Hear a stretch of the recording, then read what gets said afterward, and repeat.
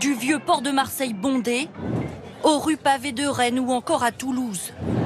757 000 manifestants dans toute la France selon les autorités. C'est donc moins que les 19 et 31 janvier. Ils étaient 1 272 000 manifestants la semaine dernière.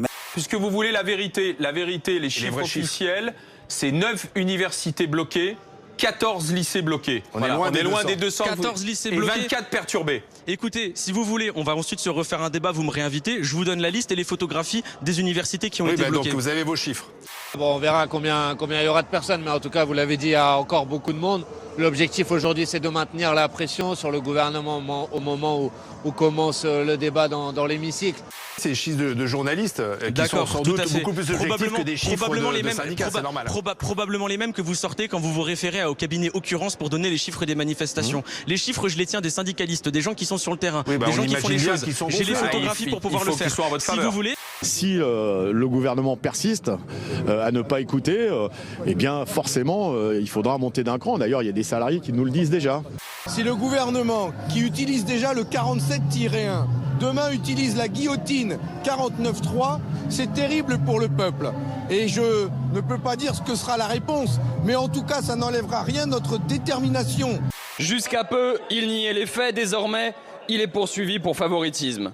Et c'est ce monsieur Dussopt que vous chargez de mener votre réforme des retraites. C'est lui l'homme qui nous veut du bien en nous volant 2 ans de vie. Alors là, on voit un type qui est en train d'essayer de mettre le feu carrément à la poubelle, soit de récupérer ces bouteilles vides pour pouvoir s'en servir comme projectile. Et alors là, voilà, là, bravo.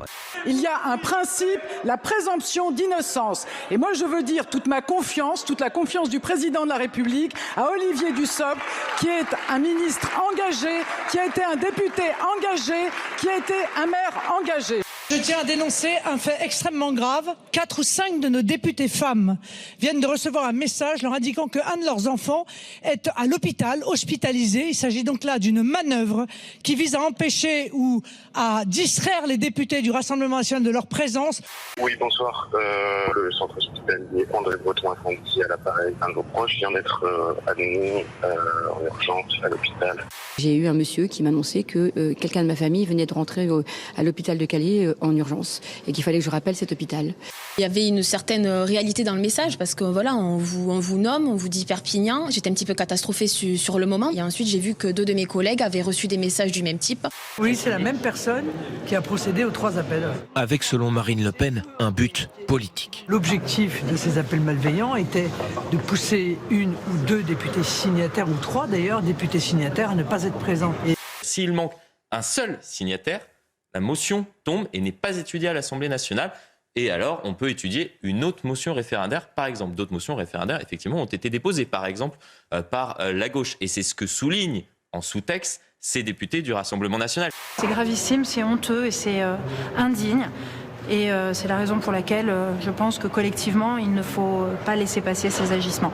Ça ne vient pas des rangs de la NUPES. Ah bah ça ne vient pas, je ne sais pas de qui ça vient. En tout cas, je peux vous dire qu'aucun d'entre nous n'aurait eu l'idée de chercher à éloigner les députés du RN par des moyens aussi odieux que ceux que vous exprimez.